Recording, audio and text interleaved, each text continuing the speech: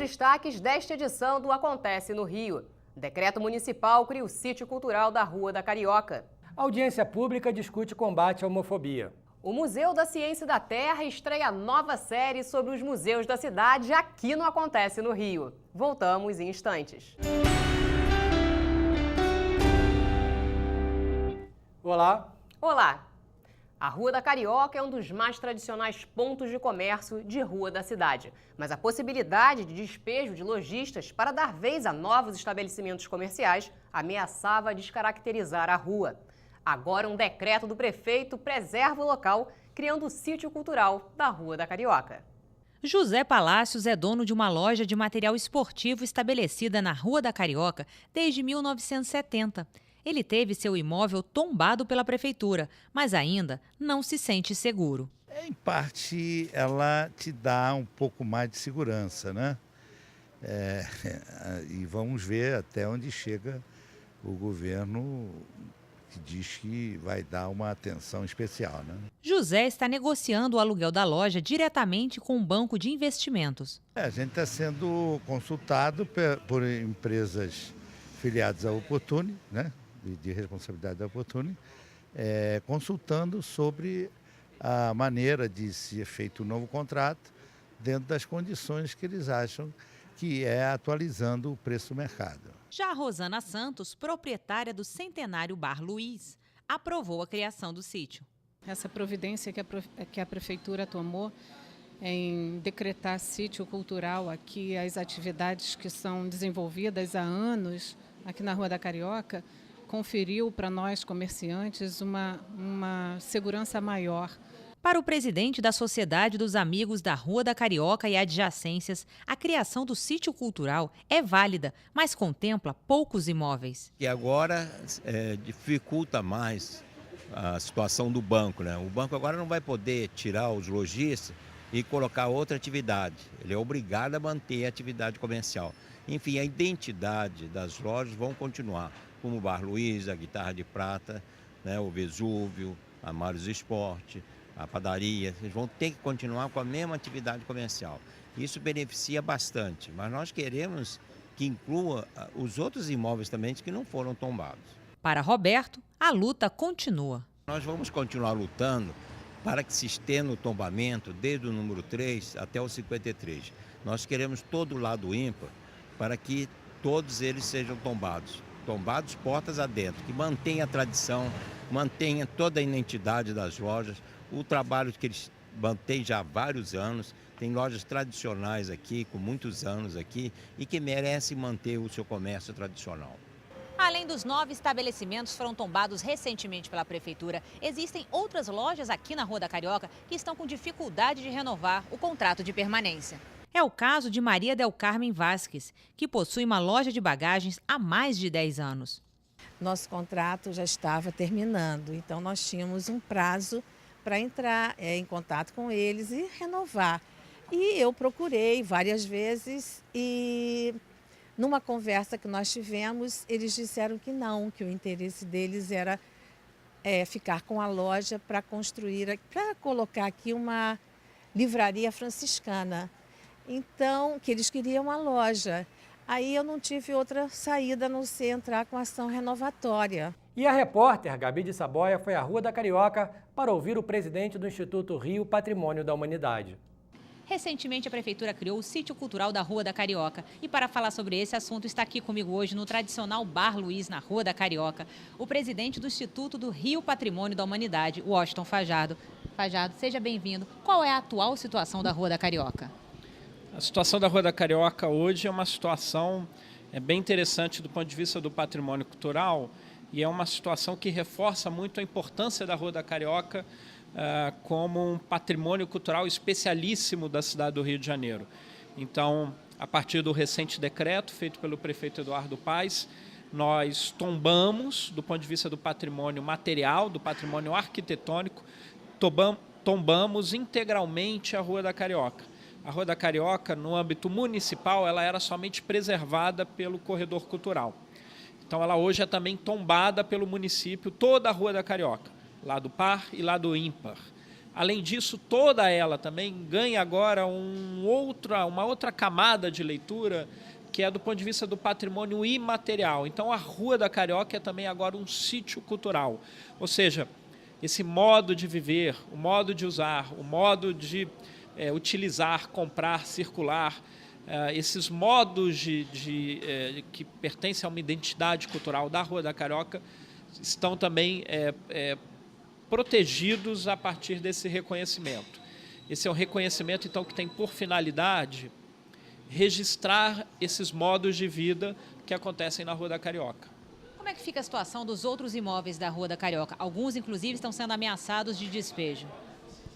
Olha, alguns desses comércios têm hoje uma atenção especial, que são esses 9. Os outros também têm uma condição especial e também estão protegidos pelo sítio cultural. Entretanto, eles não possuem a tradição, eles não possuem a antiguidade, eles não pertencem a uma cadeia sucessória familiar, de negócio, como os outros pertencem.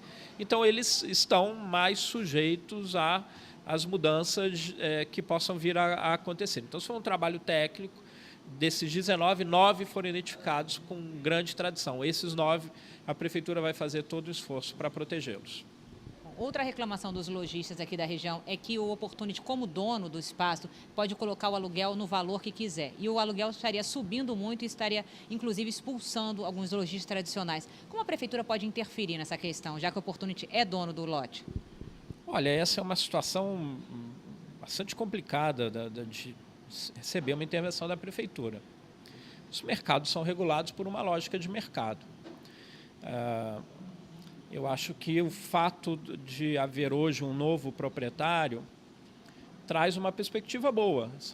É um proprietário que adota práticas de gestão mais modernas, com uma administração mais com capacidade de dar resposta a alguns problemas que a rua tem em termos de conservação dos imóveis.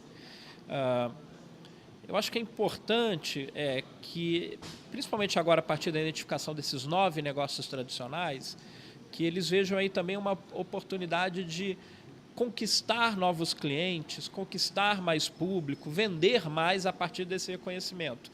E vendendo mais, ganha-se mais, tem uma maior receita e você conseguir então fazer uma negociação com esse novo proprietário, com esse valor desse novo aluguel.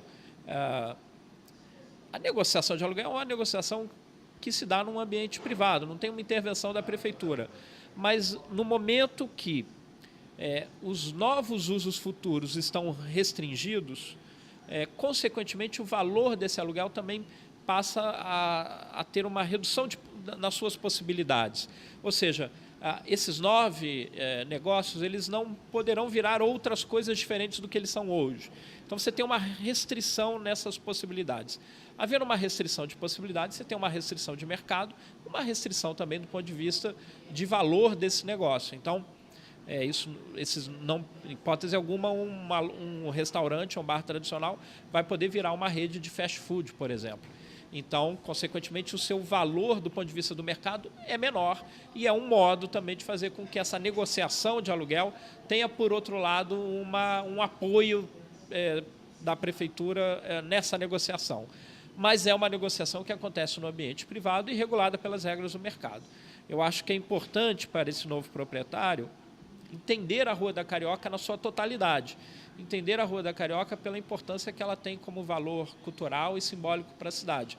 As pessoas saem das suas casas e vêm para a Rua da Carioca para visitar esses 9 negócios especiais. As pessoas talvez não saiam da sua casa para vir numa pastelaria na Rua da Carioca, mas esses 9 negócios, pela sua tradição, eles atraem público.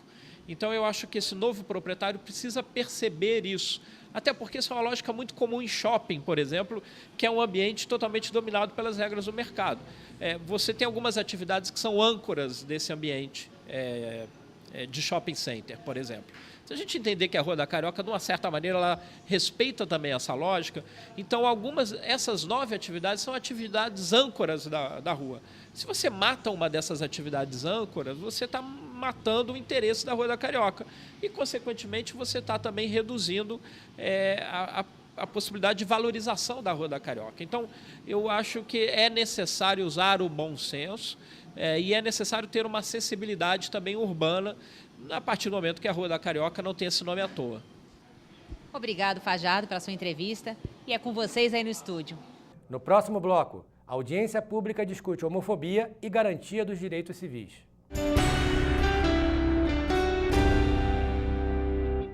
Estamos de volta com o Acontece no Rio. No Dia Nacional de Combate à Homofobia, a Câmara Municipal do Rio promoveu uma audiência pública para discutir o preconceito e os direitos civis dos homossexuais e transexuais. A sessão foi presidida pela vereadora Laura Carneiro. Nós, na medida que somos a Casa Legislativa da cidade, de vocês, fica assim, absolutamente feliz de saber que nós hoje, pela primeira vez, aplaudimos esse dia, que é um dia de luta. E, portanto, da luta a gente tem que ter pauta. É isso que eu entendo que é assim. Para a gente lutar, a gente tem que ter objetivo. Sem objetivo, não é luta, é brincadeira. Então, a gente está lutando por uma pauta. O vereador Jefferson Moura também participou da sessão. A gente levantava que essa semana, por conta de uma outra discussão, são um aumento de 183% dos registros no SUS de agressões homofóbicas.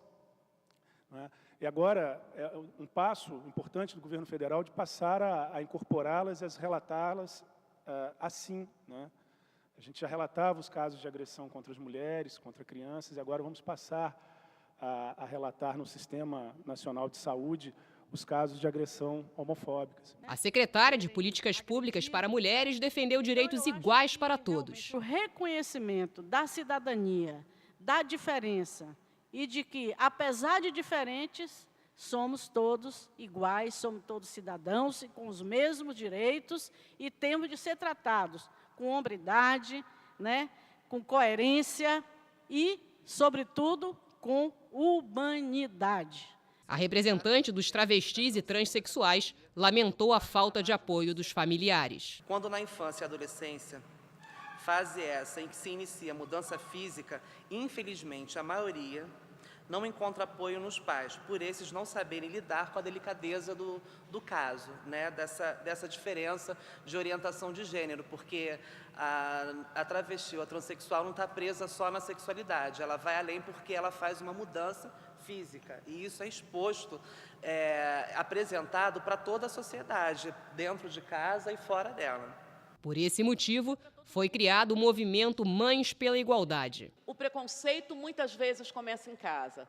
Meu filho tem vários amigos que são expulsos de casa pelos pais porque não aceitam a sua opção, escolha, orientação, ou seja lá o que for. Então, eu acho que é fundamental. A gente, como Grupo Mães pela Igualdade, se coloca à disposição das instituições de educação, dos pais, das famílias, da sociedade civil que queira discutir o assunto com a gente, porque a gente quer falar de mãe para mãe. A homofobia foi criticada. Hoje, cidadãos LGBT são torturados em vias públicas, sem nenhum sinal do Estado de que a impunidade terminará. E é por isso que ela tem crescido a cada ano. Nos últimos 5 anos, nós só vemos esses índices aumentarem.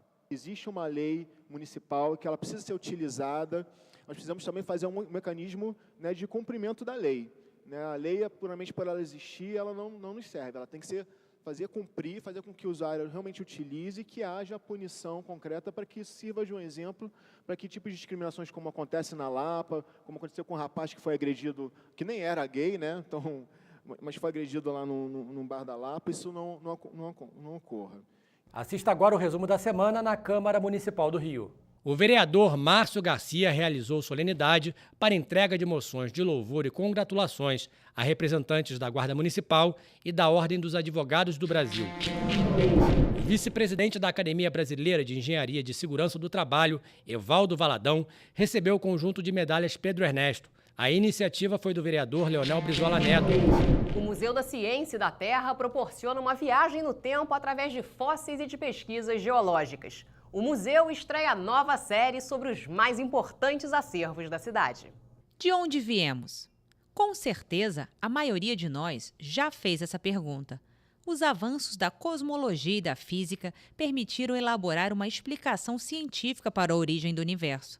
Segundo essa teoria, conhecida como a teoria da grande explosão ou do Big Bang, Tudo o que existe em nosso universo teria começado em uma monumental explosão ocorrida cerca de 13 bilhões de anos atrás. Desde então, o universo evoluiu formando galáxias, estrelas e diversos outros corpos celestes, entre eles o planeta em que vivemos.